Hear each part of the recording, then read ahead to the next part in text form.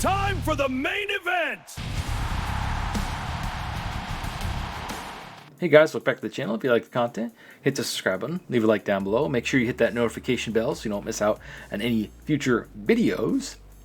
With that being said, we're going to talk about the Ringside Season Pass 2, which drops on April 15th, which will be here before you know it. It's about 10 days away from the making of this video.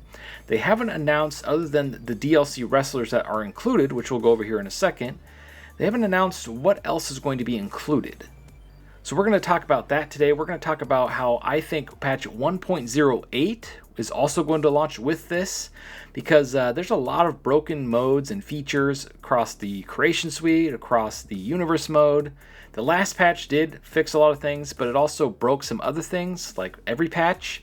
So I'm really hopeful that on the 15th, they right the ship, they get the game where it needs to be, and we could be off to the races and having fun playing this game for the rest of the year, anticipating and waiting for the next Ringside Pass and DLC wrestlers, like we do every single year. There's obviously some tweaking they need to make in my faction. Like I said earlier, there's the universe mode that needs some tweaking. The island mode, they need to get rid of the prestige system, in my opinion. Making people level up all the way 3 times is a little ridiculous just to get them to spend more virtual currency. They need to make a few changes to really bring in basically all the people that have pretty much boycotted the game, and to bring back all the people that refunded the game across various platforms. I have never seen a wrestling game in any wrestling franchise, let alone WWE, the only one standing, get returned and refunded so much.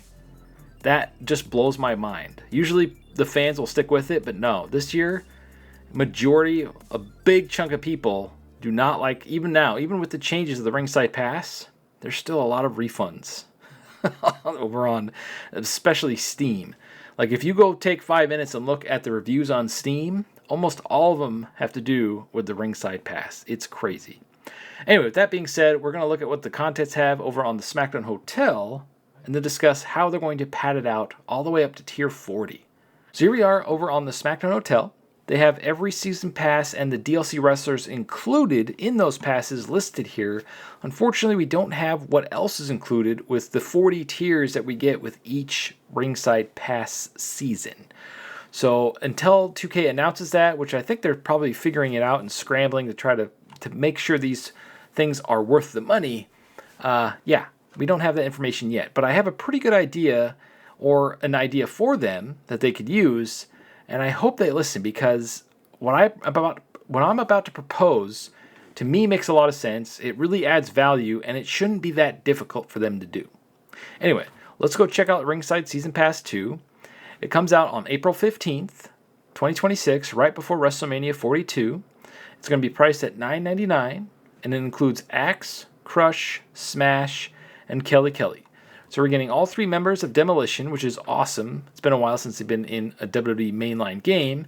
And same thing with Kelly Kelly. This is a great pack if you're a Demolition fan. If you're not, then you're like, ugh, three slots just for them? That sucks. And even though I'm a Demolition fan, even I'm like, 3 slots for them? To me personally, I feel like if it's a tag team, you should take up 1 slot. If it's a trio or a 4-man team or a faction, it should take up 2 slots.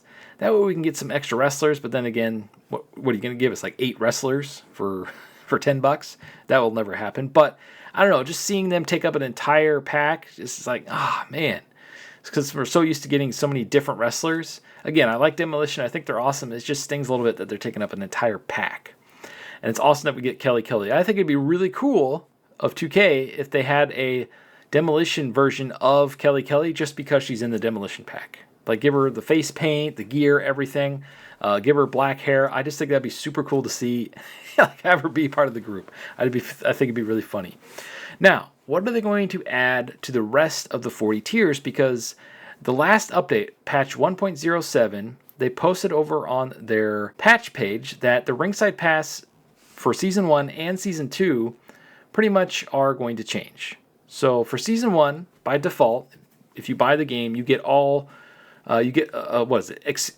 RXP to unlock all the way up to tier 20, so you can get the paid wrestlers right away, right? Now for Season 2, they're doing the same thing. They're giving you enough RXP to unlock the first 20 tiers, but they're making it to where the paid DLC wrestlers all unlock at tier 1, and going forward, all DLC wrestlers for the rest of the battle passes will unlock at tier 1 because of mass backlash. I don't know why they thought it was a good idea to lock these wrestlers all the way up to tier 20, trying to make the game last longer. No, they're trying to get people to incentivize to buy tier skips, and we already paid for the wrestlers, so why are you doing that? Oy.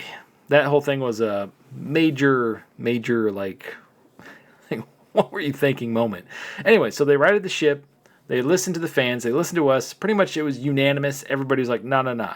You need to have the wrestlers unlocked to tier 1 and then pad out the pass, the rest of it with other stuff. And here's what I think they should do and what they might do going forward with these ringside passes. So, if we're getting all the wrestlers at tier 1, what are they going to give us for the rest of the 40 tiers, or should I say 39 tiers of these passes? Because some people might get their wrestlers and then not even bother with the rest of the ringside pass. Here's what I propose. So for the paid DLC wrestlers that we get in these passes, since they reduced it from 5 down to 4 because of all this other content that's included, I propose that they have different persona cards, versions of them, in the premium pass that are locked up all the way up to tier 40, right? That way it gives you incentive to keep playing and unlocking stuff in the ringside pass, so you can get the alternate versions of these wrestlers. So perfect example, I think it was back in 2K24, they had a pack of Lex Luger, Scott Steiner, and I forget the other wrestlers, but they didn't have their cool NWO gear, or it wasn't Big Papa Pump, right? So what they could do is, let's say they give you Scott Steiner in a pack, right? And then in the same ringside pass season, you get his Big Papa Pump persona card near the end. Now, Big Papa Pump is already in the game. You can unlock him in My Rise. So he's already in the game. I'm just using that as an example. So it'd be really cool if we get personas of the wrestlers in the DLC, if that makes sense. So essentially, we're getting 2 versions of each wrestler in the DLC pack, locked up all the way to tier 40. And then in between those tiers, we can get virtual currency, my faction points, cool custom championships. And if they really want to go nuts, they could go the AEW route and give us cool skins like the Spectral Galaxy skin, or where it makes your body all silver. And, you know, I might be onto something there, because they do have the Bronze Breaker in My Rise. So we might get stuff like that. We might get a golden Hulk Hogan, or we might get a platinum Tori Wilson with the next pass, because she's in the next pass. Spoilers. Anyway, so there's a lot of cool things that they could do with these ringside passes now that we're getting all the wrestlers right away. Now, don't expect anything like that for Ringside Season Pass 2, because their time is limited and they haven't had enough time to be like, oh crap, we got to regroup here and do something better and different for the Ringside Pass Season 2. Because I guarantee you their plan was to just lock these wrestlers probably all the way up to tier 40 going forward, to just use that to pad out the pass and get people incentivized to keep playing through the entire thing. So I don't know if they're just going to have more virtual currency in these passes, or more my faction points, or just persona cards.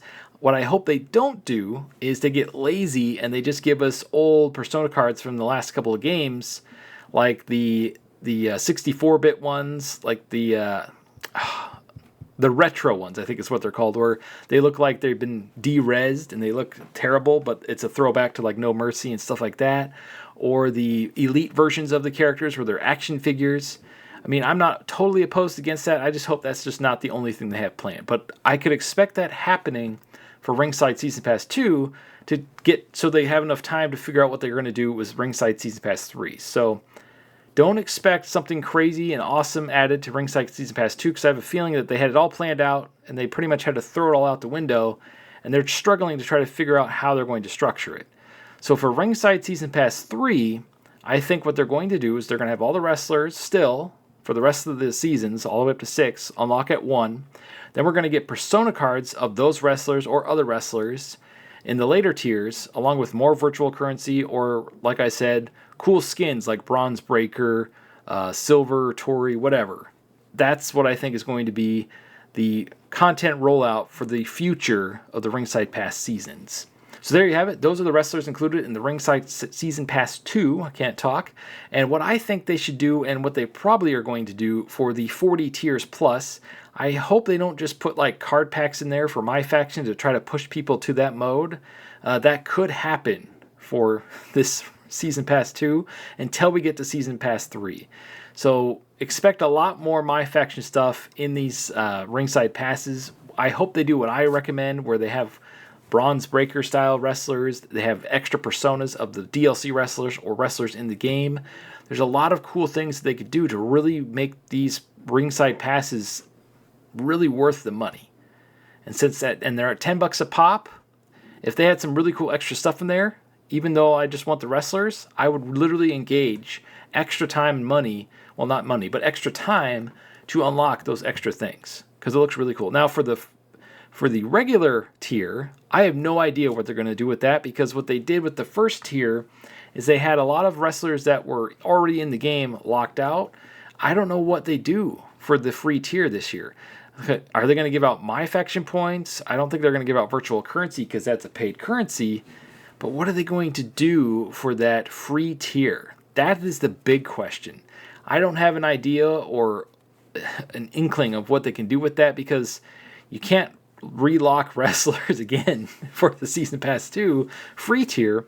Maybe we don't even get a free tier. Like, what do you do for that tier? You're going to include old championships, wrestling moves to the game, entrances, entrance motions, pyro, screen effects.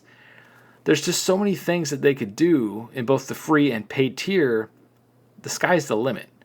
And I feel like this, going forward, if they really dial in, they could really bring a lot of extra value to the game, despite all the negativity and hate around these battle passes. So if they do it right, and they've already corrected ship and made it so we get our DLC wrestlers right away, there might be hope for this game yet. The last thing I want to touch on in this video is that date, April 15th. Since there's a lot of issues and bugs within the game still, both brought about by 1.07 and lingering bugs from before that, this next patch, 1.08, I feel like that's pretty much the deadline. They got to get that update out, and they got to fix and right the ship of this game, or I think the game's a wash this year. I feel like that's the cutoff, mainly because it's right before WrestleMania, right before everybody that's not really into these games every single year or into wrestling every single year, but get hyped up about wrestling that maybe haven't watched it for a while because of WrestleMania, because it's always such a huge show, despite the poor booking going into this one. I am super excited for Obafemi versus Brock, even though I said earlier on the channel, if you've been around, I didn't want to see that, but the way they're setting it up is brilliant. Like, it's so simple. It's like the classic big guy versus big guy thing that they haven't done for years, and it's working. As long as they don't screw it up, that should be the main event. And in fact, if Vince McMahon was there, he would find a way to put the title on Brock and make it for the championship and push Obafemi to the moon. That's how it should be. That's how over it feels like Obafemi is. I know a lot of people are down on it, like, oh, he's not that over. He's over, bro. Have you heard the crowds? The kids, have you seen it? They finally got a new guy that has the potential to be the next megastar, and I hope they don't squander it.